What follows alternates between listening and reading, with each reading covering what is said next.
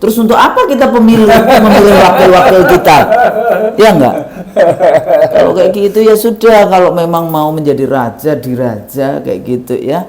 Yes. Kalau kita shortcut kayak gitu, maka seluruh pilar demokrasi masih panjang. Iya, seluruh pilar demokrasi, apa itu? Pilar demokrasi kan ada eksekutif, legislatif, yudikatif kan gitu kan. Ya. Terus ada media massa, terus ada masyarakat madani kan. 5 nih ceritanya nih, masyarakat sipil ceritanya gitu ya. Maka seluruhnya terkooptasi. Eksekutifnya selesai, birokratnya terkooptasi habis. Ada cerita tuh. Ya. Nah, legislatifnya tahu sendiri, tadi partai politiknya kayak gitu, terkooptasi habis. Yudikatifnya juga terkooptasi, media massanya terkooptasi, masyarakat sipilnya terkooptasi. Disitulah terkooptasinya secara sistemik. Tadi pakai TSM, Ya, terstruktur, sistematik dan masif. Masif. Gitu ya. Maka dan itu dilakukan secara legal, itu oleh TSM. Apa ujungnya? Ujungnya berarti authoritarian legalism.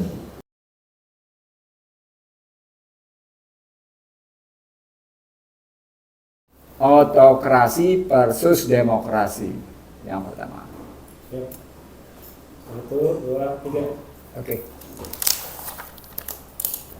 Bismillahirrahmanirrahim. Assalamualaikum warahmatullahi wabarakatuh. Waalaikumsalam warahmatullahi Kembali dalam program kami berdua, IC The Real Show, dialog-dialog cerdas untuk teman-teman yang ingin betul-betul mengkaji tentang berbagai macam isu political economy. Perspektifnya tentu saja kita selalu menggunakan political economy karena itu bagian dari expertise-nya Bang Nursi, juga saya sendiri juga mengajar yang sebetulnya mata kuliah kita pembangunan dan political economy, yang jadi dosen tamunya juga Bang Nursi kayak gitu ya di dalam konteks ini. Jadi banyak hal kalau IC The Real Show, para pemirsa IC The Real Show melihat dialog-dialog kita, diskusi kita, mudah-mudahan itu menjadi bagian penting untuk mencerdaskan sebetulnya kehidupan bangsa di dalam konteks itu. Selalu dialog kita dengan Dr. Iksanuddin Nursi dan saya sendiri Husnu Maria. Bang Nursi, kalau kita melihat perkembangan dari kepolitikan ya, sebentar lagi kita akan pemilu. Menurut jadwalnya itu 14 Februari 2024. Jadi kurang dari 1 tahun sekarang, karena sudah lewat sekarang tanggal kita tapping ini sudah tanggal 19 Februari, artinya sudah lewat dari kurang dari 1 tahun jadinya gitu ya. Nah, kalau kita melihat dari perkembangan kepolitikan, baik kan kalau pemilu itu ada penyelenggara, ada peserta, di situ kita mulai dengan regulasi, tapi sampai hari ini masih ingin mengotak-atik regulasi. Jadi sudah tahapan sebentar lagi pendaftaran caleg, kemudian pendaftaran capres, tapi pada saat yang sama masih mencoba mengotak-atik regulasi, yaitu mau ada keinginan ya untuk mengubah sistem pemilu dengan terbuka ya, pemilu proporsional terbuka, PR dengan sistem terbuka. Terbuka sederhana, jadi ini karena berapapun persen caleg itu menang, itulah yang menang di dalam konteks itu ya. Ya, jadi bukan harga 1 kursi, sangat jarang yang bisa mendapatkan harga penuh 1 kursi itu di dalam setiap kali pemilu. Ya, zamannya saya dulu di 2004 itu hanya 2 dari 550 ya waktu itu kursi, hanya 2 yang mendapatkan kursi utuh. Sisanya itu kursi partai kayak gitu ya. Makanya partai politik selalu berkeinginan untuk bikin kembali lagi kepada model sistem tertutup dan dibawa ke Mahkamah Konstitusi. Tapi isunya tidak sekedar itu, karena selain ada peserta penyelenggara, ada rezim yang berkuasa. Ya, kalau kita bahas tentang rezim yang berkuasa sendiri, kekuasaan itu kan legit. Power itu tends to corrupt gitu ya. Jadi kekuasaan itu cenderung korup, dan kalau dia kekuasaannya absolut, dia akan juga menjadi korup secara absolut. Itu sudah menjadi seperti teori ya yang dikemukakan oleh Lord Acton waktu Lord Acton dari Inggris ya di dalam konteks ini. Nah, kembali lagi hampir semua elit politik di Indonesia selalu mengatakan, oh kita demokratis karena ada pemilu. Jadi democratization by election kayak gitu ya. Tapi sesungguhnya semua langkah-langkah politiknya apakah demokratis atau sudah mengarah kepada authoritarian misalnya ya, penguasaan lembaga negara ya, birokrasi, aparatus negara, penggunaan APBN, hutang negara yang sebetulnya sudah melanggar konstitusi ya, Bang Nursi ya, hutang negara nggak boleh lebih dari 6.000 ya sebetulnya. Sekarang udah 7.000. Bukan, batasannya bukan itu. Batasannya berapa persen dari 30% terhadap PDB. terhadap PDB 60 gitu. kalau itu, tapi kalau terhadap APBN 3% terhadap PDB, terhadap itu. Ya, itu jadi hitungannya Iya. persentase yang Iya. seperti itu. Nggak, Dan itu maksud pun nggak jelas saya kenapa. ngomongin absolut Iya, kayak oke. gitu ya. Iya. Nah, jadi ada beberapa isu yang kita lihat dari ini. KPU sebetulnya penyelenggara pemilu jangan terus waktu itu kan mengusulkan sistem tertutup dan sebagainya. Sudah selesai urusan regulasi. Kenapa juga kemudian ketua KPU mengemukakan itu dan tentu saja ditangkap dan akhirnya sekarang isunya di Mahkamah Konstitusi. Takutnya kan Mahkamah Konstitusi ini menjadi TSM juga kan, terstruktur juga masuk di dalam jaringan kooptasi dari negara atau rezim yang berkuasa dalam konteks itu. Kemudian juga aktor-aktor yang ada, persiapan pemilu sendiri, data pemilih, banyak hal yang kita lihat dan proses-proses peminggiran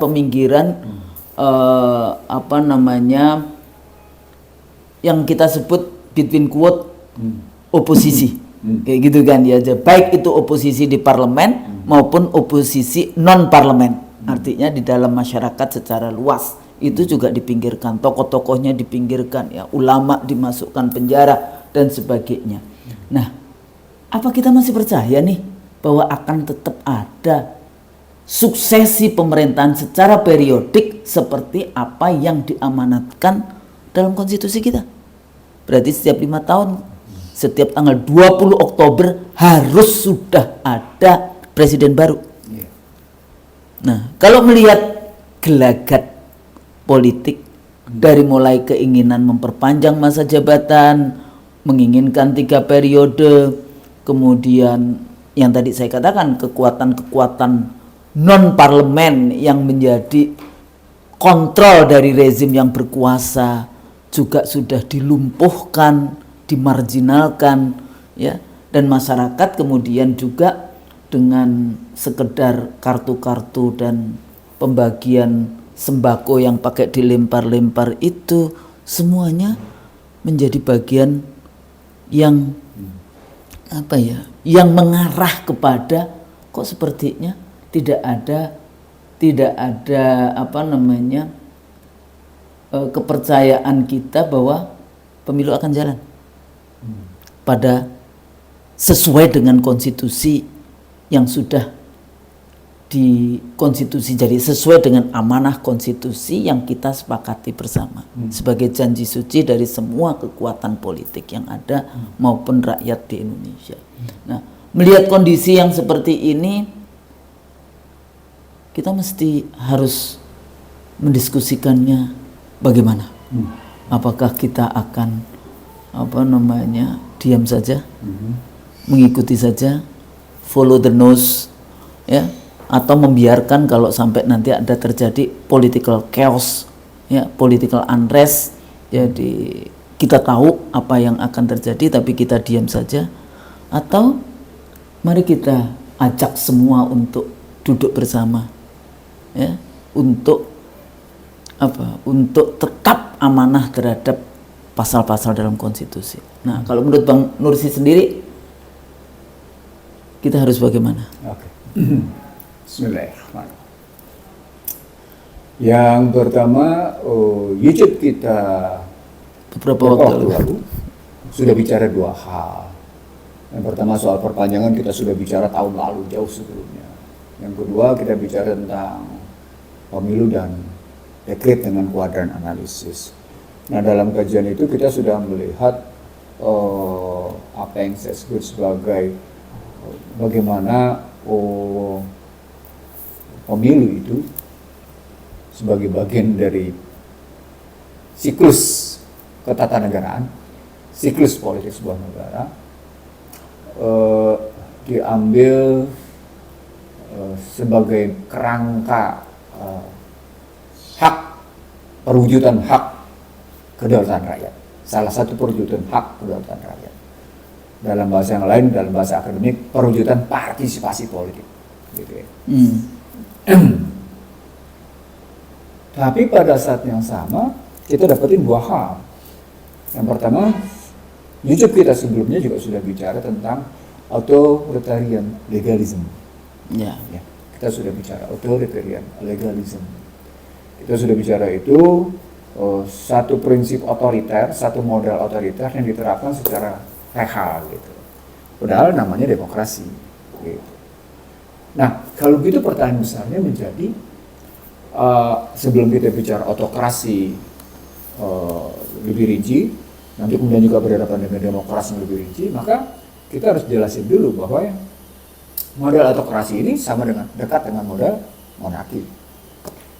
Ya. Ya kan? Oke. Tapi ini monarki absolut. Absolut. Ini bukan. Ini autokrasi. Jadi satu sistem pemerintahan yang didukung oleh hanya namanya saja autokrasi. Despotism. Despotism gitu, betul di situ. Tapi berdasar pada legal. Nah, konsep seperti ini harus dilihat pada peristiwa-peristiwa politik yang menunjukkan bahwa memang yang berlaku adalah sebuah kekuasaan tunggal, satu kekuasaan tunggal, despotisme tadi, yang dibangun berdasarkan hukum karena ada unsur legalisme tadi, ada unsur legalnya. Nah, itu nampak sesungguhnya dari cerita tentang bagaimana seseorang yang masuk got membangun citra sedemikian rupa sederhananya gitu, menggiring pendapat publik sedemikian cantik bahwa ini adalah sebuah antitesa dari peristiwa sebelumnya, peristiwa politik sebelumnya, ditambah dengan kampanye tentang mobil nasional SMK. Jadi ada dua tesa besar, kesederhanaan dan mobil nasional SMK itu. Dalam bahasa yang lain, sesungguhnya masyarakat saat itu sedang haus, ini kata kuncinya, sedang haus akan nasionalisme. Satu, haus akan kesederhanaan, karena perilaku politik yang muncul dalam rentang waktu sebelumnya adalah perilaku elitis. Wah, gitu ceritanya. Jadi semuanya serba lawan dari cerita yang dibangun pada periode itu adalah semuanya serba lawan. Ini saya ceritanya peristiwa politik nih Husnul. Kita pendulumnya itu pendulum satu ke pendulum yang lain gitu ya gitu. Nah, jadi ada kehausan akan nasionalisme dan ada ketidaksukaan akan sikap elitis gitu. Jadi seolah-olah begitu rakyat gitu, perwujudan rakyat gitu. Tetangga kita. Ya, sedemikian rupa elitnya penguasa itu sehingga kalimat yang muncul negara tidak hadir. Gitu kan. Karena itu menunjukkan bahwa kaum penguasa bersikap elitis gitu. Sangat eksklusif bahasa lainnya gitu. Maka muncullah tadi cerita tentang dalam rangka nasionalisme dimunculkan yang namanya Trisakti. Negara mesti hadir. Gitu kan. Lalu dimunculkan dengan nawacita. Gitu cerita. Nih, nah, saya kebetulan ikut berdebatnya Husnul. Jadi dengan kelompok-kelompok inti pemikirnya itu saya sendirian waktu itu dihadapin sama mereka-mereka yang kayak gitu yang para pendukung Trisakti dan nawacita itu gitu. Saya kebetulan gitu riwayatnya. Tapi pada saat yang sama dimunculkan isu besar, gitu ya, isu besarnya adalah bagaimana cerita tentang HTI dan FPI itu mengganggu demokrasi. Disruption. Jadi disruption demokrasi itu muncul dari FPI dan HTI. Nah, di situ kelihatan gitu gejolaknya. Yang orang lupa saat itu secara ekonomi, nah ini debat saya sebelum di sebuah TV swasta berbasis suara laba, gitu ya. TV swasta Indonesia berbasis suara. Saya sudah menyebut, ini hati-hati loh. Anda akan berhadapan dengan satu kondisi perekonomian. Saya ingat betul nih Husnul, di 2015 Anda akan berhadapan dengan sebuah problem gitu ya. Purchasing parity Anda itu tidak menunjukkan daya beli. Ya. Satu. Yang kedua kemudian itu karena saat itu di per 1 Januarinya 2015 yang berlaku Trans-Pacific Partnership gitu ya, di tengah gejolak Amerika demikian tinggi, karena berikutnya pada 2015 itu terjadi Black Monday 24 Agustusnya, maka saya ngingetin, hati-hati loh, yang kedua saya ingetin berikutnya. Ini ada problem Trans-Pacific Partnership yang berhadapan dengan yang namanya perlawanan neoliberal. Nah ini nih yang orang tidak ingat. Perlawanan neoliberal, perlawanan sistem pembayaran, dan ketidaksukaan pemakaian dolar. Yang disebut orang baru sadar kemudian menyebutnya sebagai Belt and Road Initiative. Ya, betul. Jadi orang menolak pemakaian sistem perekonomian global dengan neoliberal gitu ya. Orang menolak penggunaan sistem pembayaran Swift Code itu 2015 betul. Swift Code itu. Berikutnya orang mulai memikirkan bilateral swap. Apa artinya? Orang tidak ingin menggunakan multilateral swap yang basisnya dolar. Apa artinya? Artinya sesungguhnya sedang terjadi perang ekonomi. Betul. Saya nggak tahu kenapa saya lihat nggak ada orang yang peduli saat itu gitu. Padahal saya sudah kampanye di 2015 itu. Padahal itu sebetulnya kalau kita lihat rentetannya setelah Perang Dingin, ya, Perang Dingin usai, Glasnost Perestroika, Third Wave Democratization, kemudian 9/11 War on Terror dan seterusnya. Ini kan berarti panjang nih, akhir 90-an, awal 90-an, Clash of Civilization. Ini kan sebetulnya keinginan untuk membangun New World Order yang sebetulnya cuma satu polar kayak gitu kan di dalam konteks itu. Ini kontestasi unipolar istilahnya. Unipolar, soalnya satunya Indonesia, polarnya unipolar. Kemudian keinginan adanya kemudian kekuatan tandingan. Kalau dulu Rusia yang saya bilang Perang Dingin, Rusia jatuh, tapi kemudian Cina mau naik dengan obornya itu. Sebagai mulai dari perang dagang gitu. Itu ntar kita bahas yang tema kedua. Oh itu tema kedua. Kan related ke sini yang tadi kita katakan neoliberal versus obor. Iya, itu tesis. Ya, nanti kita bahas lebih detail di situ. Kita sedang membahas demokrasinya.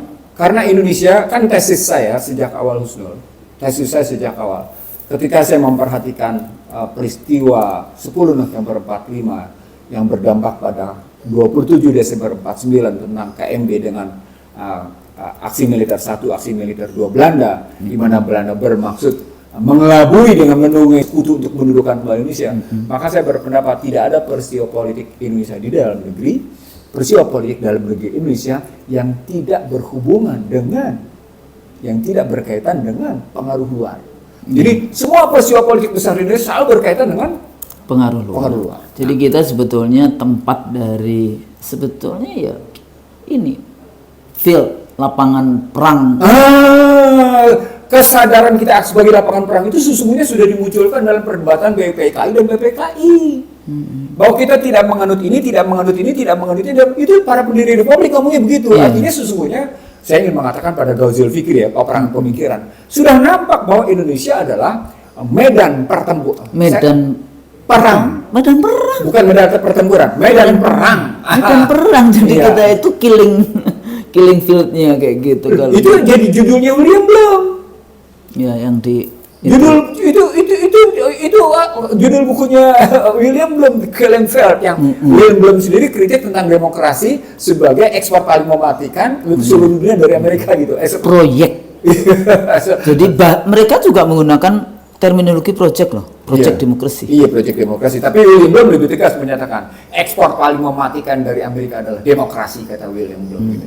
Tapi kita teruskan dulu tadi peristiwa 2015. Nah, yang menarik buat saya adalah saya harus mengatakan karena waktu itu saya dianggap orang gila, orang aneh gitu ya.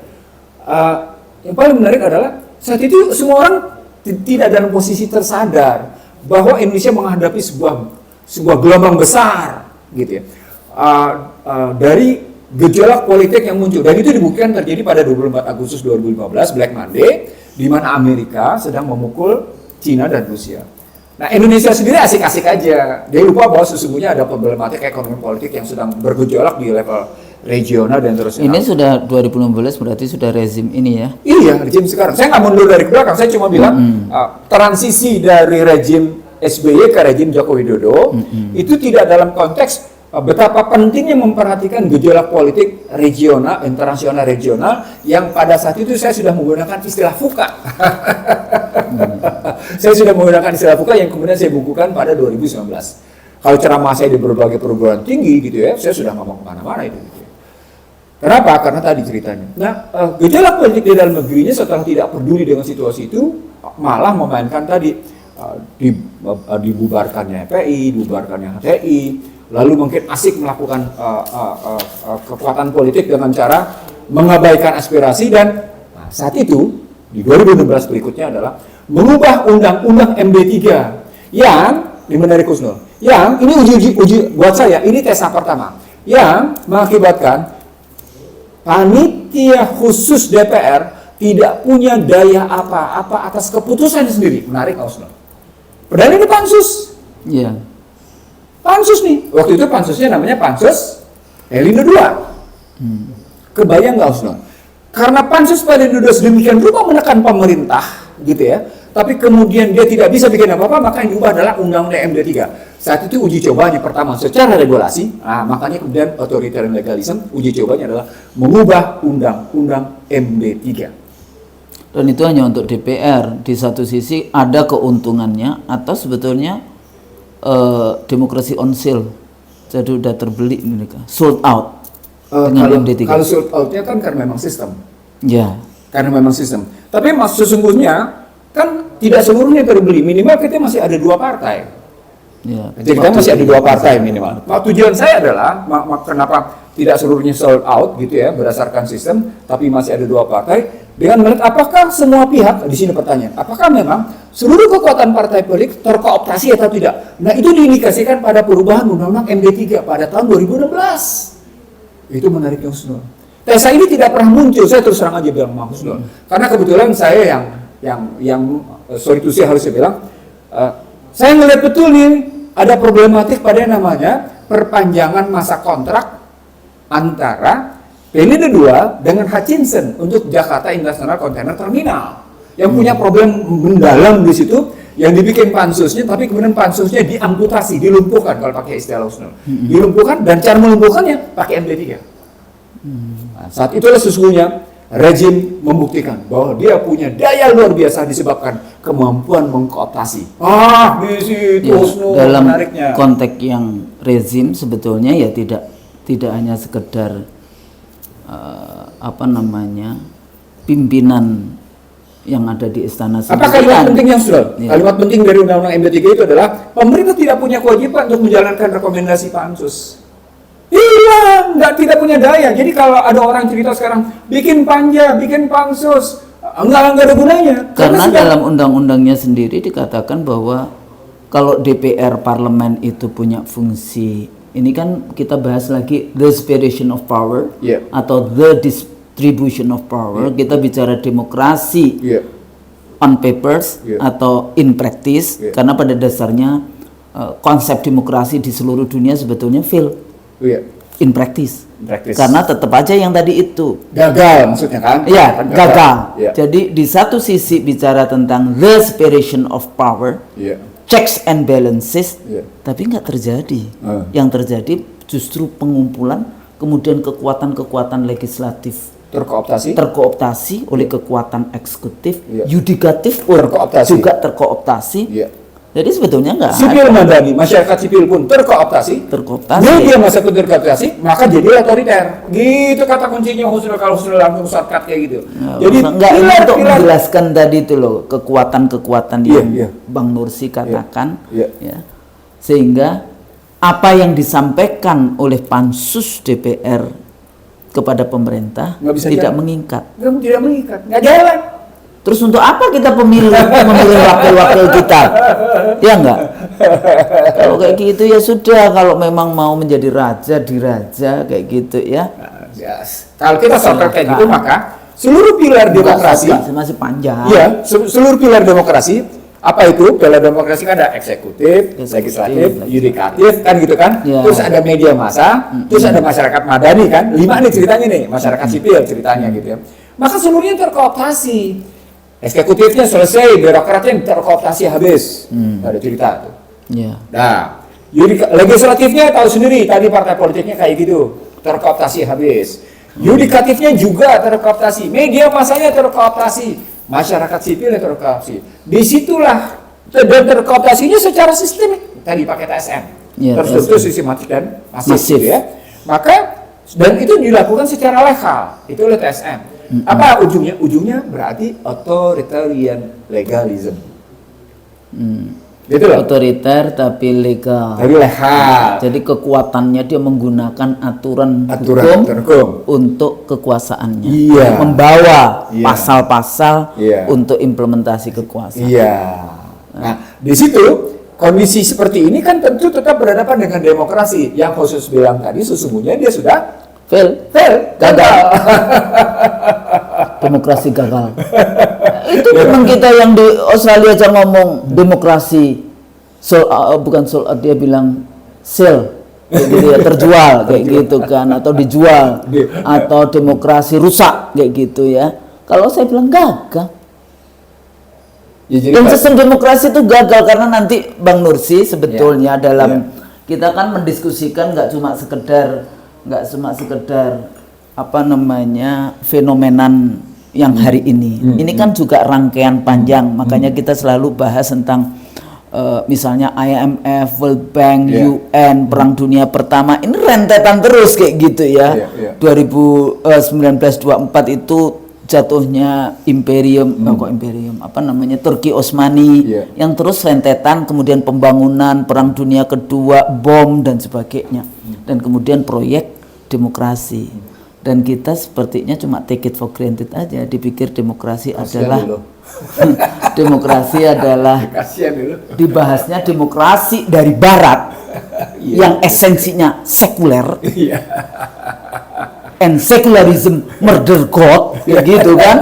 Secularism itu sekuler, itu dia membunuh Tuhan kayak gitu kan. Terus kemudian kita menerima begitu saja di dalam konteks itu. Jadi balik lagi, authoritarianism yang terjadi hari ini ya, yang kemudian nanti menyebabkan apakah 14 Februari 2024 akan terjadi yang namanya chaos, ataukah akan terjadi political unrest, bahasa ilmu politiknya kan political unrest kayak gitu kan, ataukah tetap ada suksesi rezim yang ada melalui pemilu dengan cara tanpa kekerasan. Oke.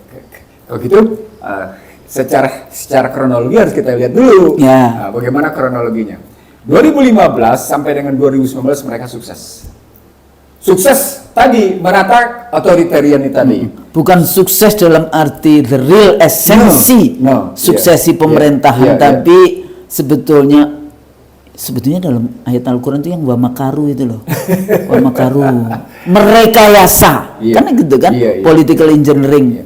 Poinnya seperti saya dulu kritik SBY ketika bicara RPJMN 2009. Waktu itu ada orang juru kampanye SBY terhebat menyatakan Indonesia akan seperti India. Ini saya ingat banget nih debatnya nih, karena dia ngambil pemberitaan luar gitu. Wah, Indonesia akan seperti India begitu.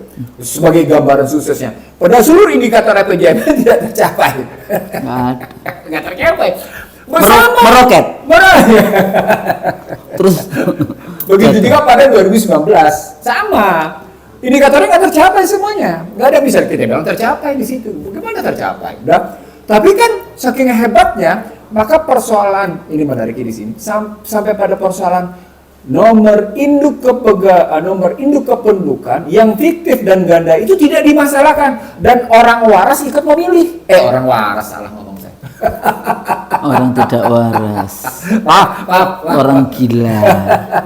Apa poinnya di situ?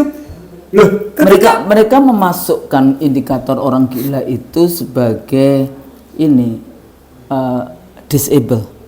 Kan beda dong, disable, different atau different ability. Different ability itu kan kemampuan kita Difabel tuh. difabel, yang misalnya fisik. Iya. Jadi misalnya nggak punya tangan, tapi dia bisa nulis menggunakan kaki. Nggak punya kaki, Itu dia difabel. bisa. Itu difabel. Iya. Dan dia menggunakan juga terminologi untuk gila, yang itu sebetulnya sudah masuk. Artinya orang nggak bisa mikir. Bagaimana orang tidak bisa mikir, kemudian harus memilih pemimpin. Iya. Nah, Itu kan yang tadi itu iya, iya. sebetulnya. Itu termasuk akhirnya penggunaan kardus segala. Ya. akhirnya muncullah kasus KTP tercecer. Kan sebenarnya itu mengindikasikan ada beberapa, kalau menurut saya ada beberapa indikator menarik gitu ya, yang yang tidak pernah mengemuka secara trust seeking the truth-nya. Jadi transparansi dan kemudian mencari kebenarannya itu Iya. bagaimana? Enggak diproses. Ya makanya istilah saya trust seeking the truth-nya. Satu kepercayaan menjangkau kebenaran gitu atas fenomena-fenomena ini, sehingga tetap menimbulkan ini apa sih peristiwa politik apa, sampai akhirnya menimbulkan racun atas sejumlah KPPS gitu kan, 765 sampai 800 orang kan yang tidak pernah selesai. Racun. 765 sampai 800. Enggak, maksudnya meninggal. Iya. Iya. Ih, kan itu kan menarik. Be careful. Meninggal ya, ada menurut KPU 754-an. Menurut Kementerian Dalam Negeri waktu saya rapat dengan mereka evaluasi pemilu 1000-an. Seribuan. Itu yang tercatat, kayak gitu. Yang tidak tercatat wallahu a'lam bishawab. Belum lagi tragedi 21-22 Mei, Iya. 10 orang ditembak. Iya. Ditembak loh ya. Iya. Jadi matinya itu ditembak kayak gitu. Terus kemudian 500-an lebih dipenjarakan.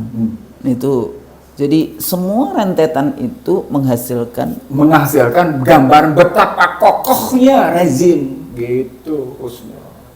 rezim manusia ya ini masih ya. Iya. Rezim manusia. Betapa kokohnya. Dan kekokohan itu mungkin nampak di rentang 2020 sampai dengan sekarang. Berbagai peristiwa menunjukkan kekokohan rezim itu luar biasa, Husnul. Dan Nah, sebetulnya kekuatannya di mana, Bang?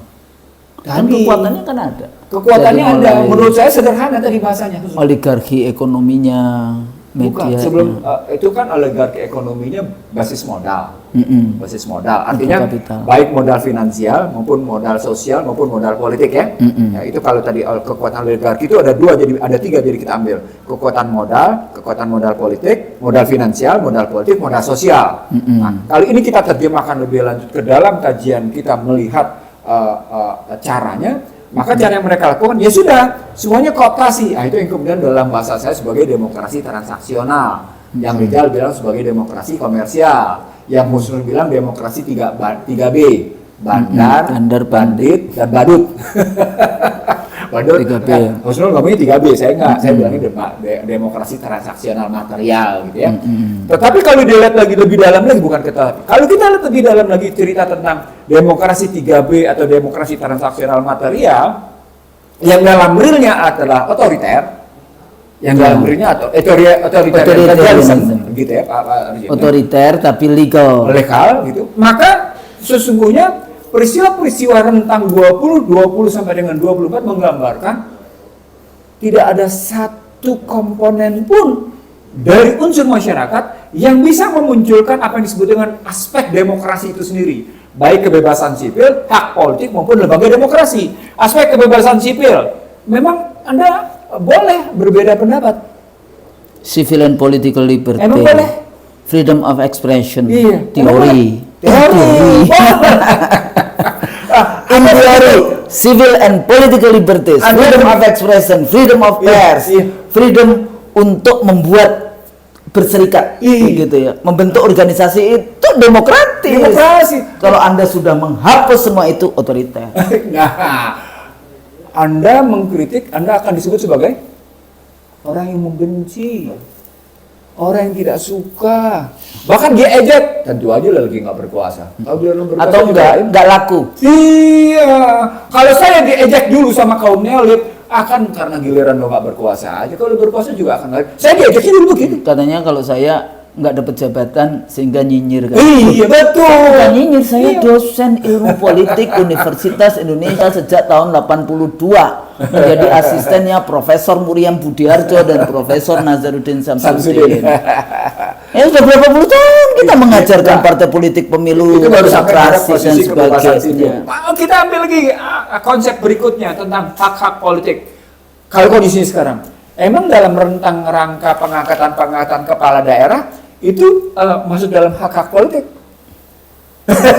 Itu kan hak memilih diri. Semua jabatan yang itu dipilih langsung oleh rakyat, Lalu digeser menjadi digeser kemudian diangkat oleh rezim, itu tidak legitimate. diisi. Tidak boleh, karena itu adalah kedaulatan milik rakyat. Tapi kan mereka cuek aja. Lagi-lagi dihadirkan undang-undang ya. Iya tuh, undang-undang. Oke. Jadi authoritarian. Authoritarian, Itu oke. apa Bang tadi konsepnya? Authoritarian legalism. Legalism. Oke. Sekarang yang ketiga, lembaga demokrasi. Memang peran partai politik optimal. Partai politik hampir semuanya itu disandra. Terkooptasi bahasa Ya sederhananya. kan, disandra. Ya, ya. Ada yang dipakai untuk memecah belah bangsa. Iya. Ya kan? Ada yang kemudian dipakai untuk melegitimasi, ya kan? Karena merasa didukung oleh sekian partai politik yang ada di DPR, maka dianggap itu sah, dianggap itu legitimate. Padahal enggak. Anda mengkooptasi, Anda tidak lakukan itu dengan cara legislatif, dengan cara-cara yang Ada lagi soal yang ketiga. etis, ya, Oke. moral begitu Yang kan. berikutnya, emang peran peradilan independen? Kalau peradilan itu Bang dari dulu gimana? Tajam ke bawah, Tajam ke bawah, tumpul ke atas. tumpul ke atas, terus juga tajam ke samping yang tidak dengan istana, tumpul yang pro istana. Kan itu persoalannya. Iya. Sekarang tidak hanya cuma, jadi ditambahkan itu, kita Iya. selalu mengatakan tajam ke bawah, Tumpul ke atas. tapi Ini ditambahkan iya. juga tajam Tajam ke kepada musuh, yang berseberangan. berseberangan dan tumpul kepada yang Mendukung. mendukung. Oke. Mana ini, hati-hati lo ya. Dalam Islam itu kan menakutkan ya kalau faham ya. Gimana kalau hakim itu 3 dari hakim 2 pasti masuk neraka. Nauzubillah min zalik. Naudzubillah min dzalik. Mudah-mudahan kita semua, mudah-mudahan Nah, mudah-mudahan kita semua bangsa, anak bangsa, umat di seluruh dunia ini, kan kita mendoakannya semua termasuk pemimpin. Oke. Sekarang pertanyaan berikutnya, Usul. Kalau kita sudah sampai pada kesimpulan bahwa yang menguat adalah authoritarian legalism, lebih kuat. Lebih kuat. Lebih kuat. Ya. Jadi dari pertarungan antara otoriter sama demokratis gitu ya, atau autokrasi sama demokrasi lebih kuat autokrasinya. Maka pertanyaannya, kalau dia lebih kuat autokrasinya, apakah pemilu 2024 dalam rangka demokrasi dijalankan? Kan itu pertanyaan. Sebetulnya ini bukan isu baru juga. Iya, oke. Sebetulnya kalau kita lihat kan ini rentetan. Iya. Tapi hari ini terburuk sebetulnya kalau Iya. kalau kita lihat proses-proses yang ada. Kan memang indeks demokrasinya menurun. Ya. Indeks Terburuk korupsinya, iya, selama ini. Iya, indeks korupsinya juga jelek. Jelek. Iya. Terburuk juga ya. Iya. Dan juga kalau kita ngomongin partisipasi tadi itu juga isu perempuan misalnya. Iya. Kita juga turun nomor 114 Gendernya. rankingnya ya. Iya, gender. Dulu zamannya saya di KPU 2004 itu masih nomor 81. Nah, lagi-lagi seluruh variabel yang ada di dalam konteks kita ini masih demokratis atau otoritarian itu juga yang paling dahsyat ya sebagai negara muslim terbesar di dunia, Bang. Penggunaan terminologi atau penggunaan jargon politik identitas itu juga menjadi bagian dari weapon, senjata ya, rezim otoriter legalism ini untuk meminggirkan umat. Di Husnul dalam dipuji kok tidak menggunakan politik identitas. Husnul dipuji tidak menggunakan politik identitas. begitu ya, Iya. atau sebaliknya. Nggak ngerti saya. atau sebaliknya. Jadi yang tadi saya Tapi katakan, seorang Husnul dengan hijab yang kayak gitu, itu identitas bukan? identitas sebetulnya secara sosiologis itu macam-macam, gender, Iya. etnik, Etnis, milenial, keagamaan. Iya. kemudian urban rural, Pakai orang kaya, orang miskin. pakai konsep sosiologi, pakai konsep Sosiologi. kebudayaan aja deh. Enggak perlu selesai. tambah agama. Agama itu sosiologis Iya. menurut cara pandang Nah. pemikiran Nah. sekuler barat. Berarti kita mau seven cultural universal. Karena sebenarnya cara mencari mata pencaharian itu juga identitas. Iya. Semua identitas. Identitas. Bahkan gambar-gambar partai itu identitas. Lu nggak boleh pakai identitas dong. No, kalau kayak gitu nggak pakai gambar terus gimana kampanyenya, aneh-aneh aja. Enggak, ini sangat Iya, penting Bang, iya, karena iya, iya. menurut saya ini juga yang membuat semakin mengkristal ya perpecahan di Indonesia, lupa kepada konstruksi dari bangsa kita. Ya kan, ini persoalan kayak gitu ya. Konstruksinya persatuan ya. Persatuan Indonesia. Dan keadilan bagi seluruh sosial rakyat Indonesia. bagi seluruh rakyat Indonesia. Jadi kalau kita bahas tentang nasionalisme, ya bukan nasionalisme di dalam konteks modern state yang menggantikan agama, tapi di dalam Pancasila, sila pertamanya ketuhanan yang Maha Esa. Guys, bawa itu omongan Nusra tuh. Nasionalisme yang tidak menggantikan agama, tapi nasionalisme dalam konteks nation states. Ini kajiannya panjang sekali, Husnul. Nih? Dalam kajian saya, Husnul, maaf deh, saya jadi terpancing melihat ini karena saya melakukan kajiannya tidak sekali, dua kali, tiga kali, bahwa nasionalisme itu sesungguhnya jika masuk dalam kerangka agama, Iya. dia sekuler. Nasionalisme itu sekuler. Sekuler. Jadi esensi dari modern nation state Iya. is secularism. Secularism yang tadi saya bilang itu bunuh agama, bunuh Tuhan sebetulnya. Lebih sadisnya itu membunuh Tuhan. Jadi agama akhirnya seperti yang kita alami hari ini. Iya. Agama kira-kira yang diterima adalah mereka bikin sendiri. Yang plural, yang apa namanya? Istilahnya Kearifan lokal. enggak, bukan kearifan lokal apa Bukan. yang selalu mereka toleran kayak ya. gitu. Itu diterima di ruang publik, tapi kalau agama yang itu, dan agama hanya dilihat sebagai simbol. Simbol, kemudian metafisik dan sebagainya. Tapi agama di Islam terutama Sebagai ya praksis. tidak dilihat sebagai truth. Nah, ini yang di nationalism yang tadi saya katakan, nationalism ada yang menggantikan agama. Bukan ada, menggantikan agama di dalam konteks itu. Sesungguhnya di Indonesia kajian tentang nationalism dalam kerangka agama dan nationalism dalam kerangka nation states. Nation state. Ini masih miskin. Miskin. Masih miskin. Saya harus bilang masih miskin. Miskin. Dan kayaknya kita take it for granted, Bang. Nah, itu masalahnya. Kenapa? Dipikir ya, itulah kayak gitu ya. Ilmu, lupa kita tidak mempelajari history dari konsep-konsep itu sampai kepada kita seperti Itu pengaruh. Saya harus mengatakan pada pemirsa IC dari show bahwa miskinnya kajian nasionalisme dari perspektif agama dan dari perspektif nation. Nah, kalau dalam perspektif nation state cukup banyak. Ya. Nasionalisme dalam perspektif agama itu disebabkan oleh pengaruh pemikiran Barat. Iya, betul. Ini harus kita tahu nih, Husnul. Iya, Barat emang. Nah, ini kita harus menyampaikan kepada IC dari show pemirsanya supaya mengkaji lebih dalam. Kita tidak akan mengkaji itu, tetapi karena kajian ini akan panjang. Iya, maksudnya kita kasih spill kayak gitu ya. Iya. Karena related ke isu hari ini Betul. tentang Islamophobia. Iya, Kemudian bahkan presiden pidato sendiri kan mengatakan tidak boleh menggunakan apa? Politik identitas. Padahal politik identitas yang ditunjuk itu pasti Islam dalam Iya. konteks ini. Semua orang juga tahu. Iya. Dan itu mereka menggunakan sampai dengan survei Iya. bahwa Islam tidak toleran. Itu lembaga Radikal, negara kayak gitu, ekstrim, radikal, garis keras. deradikalisasi, Iya. dana-dana deradikalisasi. Semuanya yang tadi dikatakan oleh Bang Nursi tentang bagaimana rezim ini memperkokoh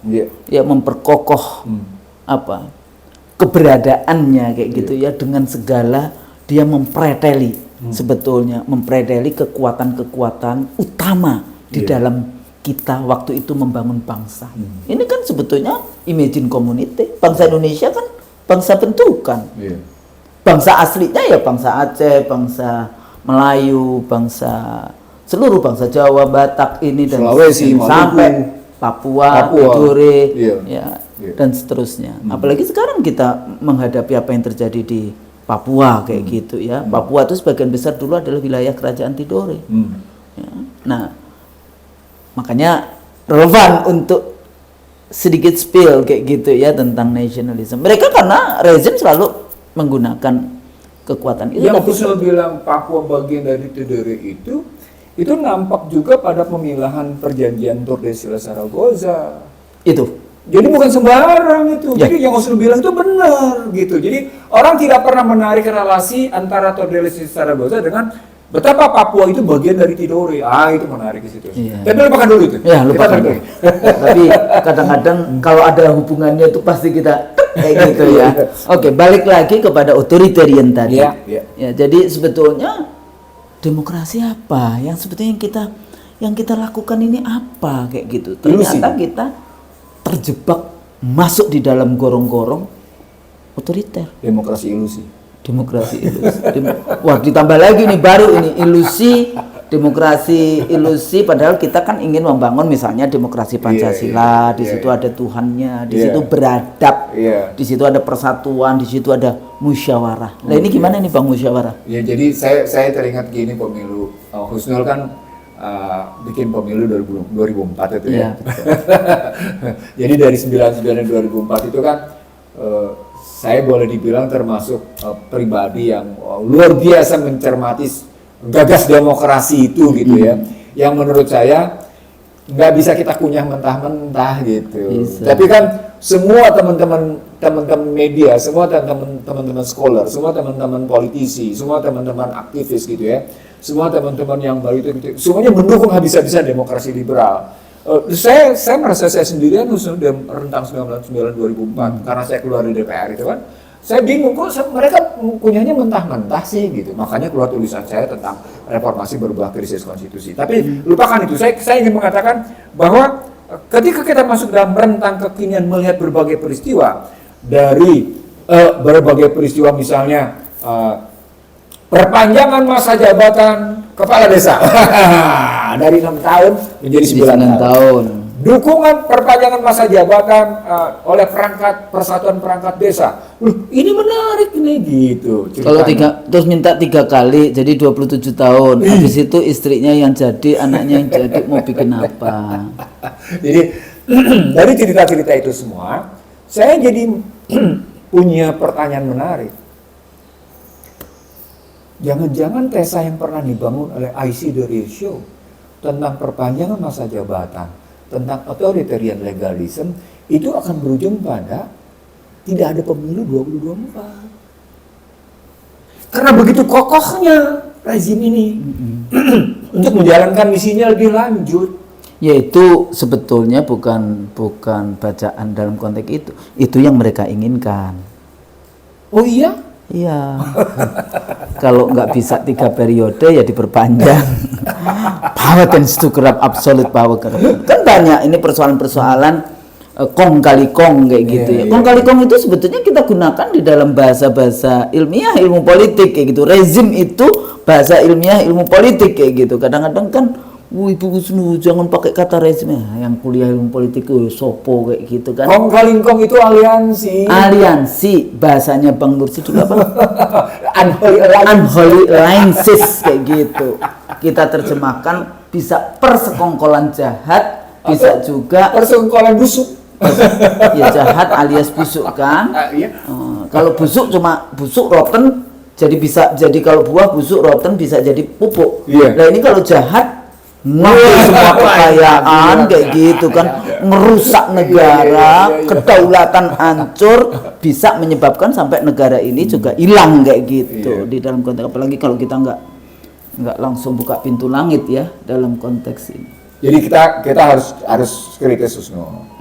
Kita harus mewaspadai diri kita sendiri. Jangan-jangan ini ada sesuatu yang memang sedang dituju. Salah satu yang dituju tadi seperti itu gitu. Tapi ini ya Bang ya, pada level global politicsnya. Iya. pada level global politicsnya kan kita Stop dulu. Iya, biar agak lewat. Ya, udah lewat. Karena suaranya mungkin kencang. Kenceng gitu. Ya. Global politik. Level global politics. Pada level global politics. pada level global politics ya, yang tadi saya sampaikan keinginan untuk membuat tata kelola dunia baru, terus kemudian negara-negara dunia ketiga dipecah-pecah, yang sekarang namanya dunia ketiga tapi sebenarnya negara-negara Muslim waktu itu di kapling kolonialisme dan sebagainya. Nah ini menurut saya masih rentetan Indonesia sebagai the most populous Muslim country in the world, kaya raya dengan sumber daya alam, bagaimana penguasaan jadi hegemoni global berkelindan dengan hegemoni nasional untuk penguasaan negara kita, baik itu yang poros Jakarta Washington maupun poros Jakarta Beijing.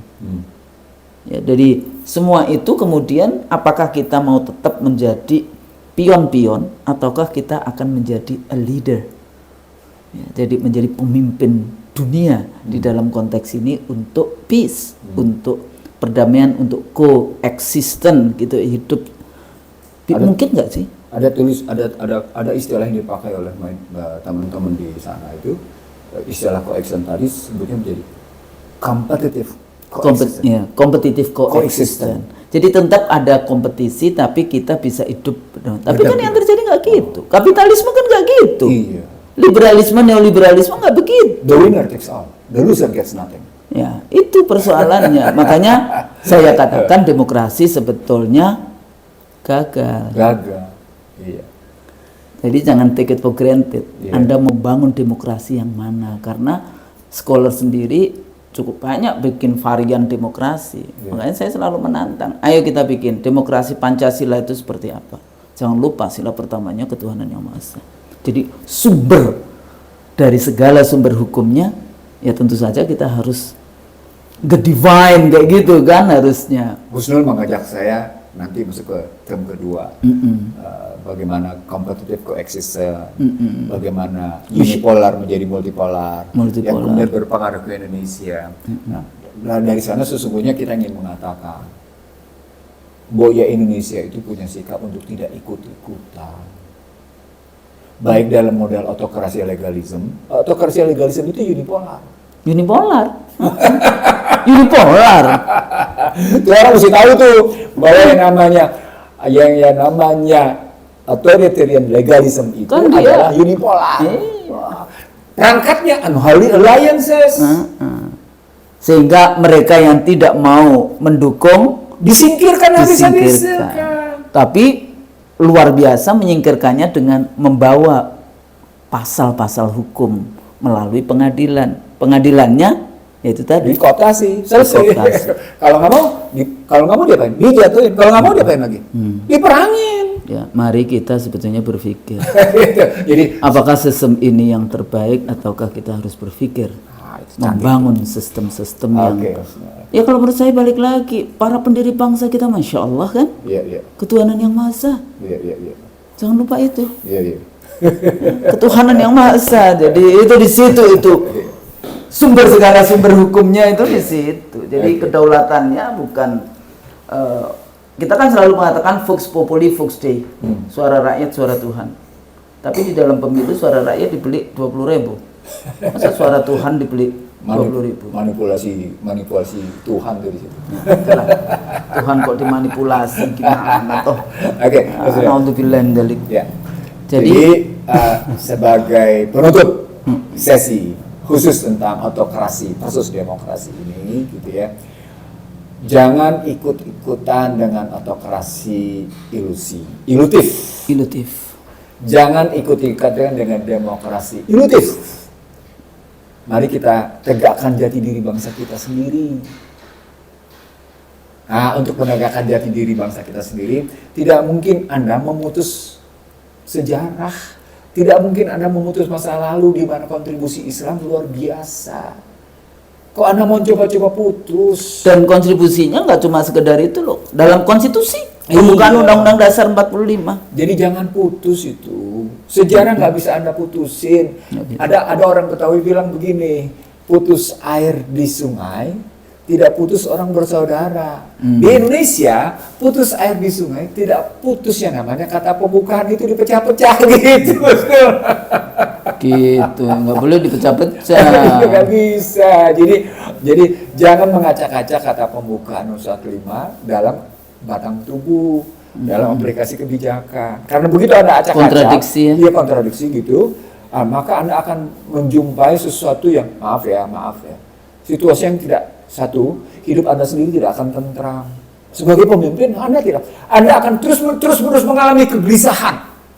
Saya ulang Husnul, Anda akan terus-menerus mengalami kegelisahan berpikir. Anda tidak akan pernah puas dengan apa yang Anda capai. Ujungnya adalah masa tua Anda, maaf Bang, masa tua Anda menyusahkan orang lain. Apa artinya? You are liabilities to the next generation too, Husnul. Jadi nggak cuma sekedar anda yang berkuasa hari ini, tapi bagaimana anak cucu kita nanti berada di negara Republik Indonesia ini seperti apa? Iya. Berpikir nggak? Iya. Anda bisa saja, oh kalau anak cucu saya kayak gitu sudah saya siapkan 7 turunan kekayaan bisa semalam hilang. Hilang betul. Loh, kasus di Turki. Ya, betapa dia kuasai yang namanya sejumlah properti, tapi dalam hitungan menit habis. Dan nggak usah jauh-jauh Turki. Apa yang terjadi dengan likuifaksi di Palu? Iya. Apa yang terjadi dengan saudara-saudara kita di Cianjur? Iya. Nah, di depan mata kita tsunami Aceh 2004 dulu sampai hari ini kita dipertontonkan bagaimana kekuasaan the divine itu bisa. Husnul, itu bencana alam. Ada bencana sosial ekonomi, Husnul. Bencana enggak, maksud saya itu kan sebetulnya kalau kita beriman kan itu bagian dari ujian. Tapi kalau kita tidak beriman itu azab sebetulnya. Ada azab yang disegerakan di dunia, ada juga yang ini. Tapi kalau Anda merasa masih saya begitu masih punya jabatan, saya begini juga masih kaya raya, saya menjadi otoriter juga masih diikuti, itu namanya istidroj. Tunggu aja saatnya. Ya. Di dunia maupun di akhirat. Jadi sebetulnya teman-teman dari pemirsa IC The Real Show tidak mudah, karena biasanya Bang ada pertanyaan, oh iya jadi dong ini solusi, setiap kali kita disuruh nyari solusi. Apa yang kita sampaikan, pikirkan. Kalau dipikirkan nanti Anda akan ketemu solusi itu seperti apa. Saya harus jawab, Husnul. Saya harus jawab. Kita duduk berdua di sini bukan tidak punya konsep solusi, Husnul. Maaf ya, harus saya bilang. Oke, kita sudah punya hitam putih, Husnul, untuk solusi. Cuma kan ya kita mesti kontribusi pada mereka yang menyesatkan kita, begitu? Iya. Nanti dulu. Kalau kepada mahasiswa kita, jadi itu kalau saya begitu kan, itu banyak sekali. Tapi kita memberikan kontribusi, mengurai dan memberikan hint-hint gitu kan ya. Hint-hint bagaimana cara menyelesaikannya, kemudian difikirkan kembali, insya Allah akan ketemu yang namanya solusi-solusi kalau Anda jadi pejabat kayak kalau gitu. Anda betul-betul memegang sumpah jabatan dan dari tingkat baik. Demi Allah. Demi Allah kayak gitu kan, sumpah jabatannya dimulai dengan demi Allah, demi Tuhan dan semuanya kan, dengan kitab suci masing-masing yang di atas kepala kita. Jadi tidak mudah memang, karena sekarang semakin kompleks isunya. Semakin kompleksnya itu kita masih ketemu kedua nanti. Semakin kompleks dan mudah-mudahan apa yang kita uraikan tadi itu memberikan pencerdasan kepada kita untuk terus berpikir bagaimana kita mengkontribusikan untuk bangunan seperti apa para cita-cita para pendiri bangsa dulu. Ya. Mudah-mudahan apa yang kita sampaikan bermanfaat. Amin. Kalau kita salah kita mohon maaf. Nasrul minallah wa fathun qarib. Wassalamualaikum warahmatullahi wabarakatuh. Waalaikumsalam.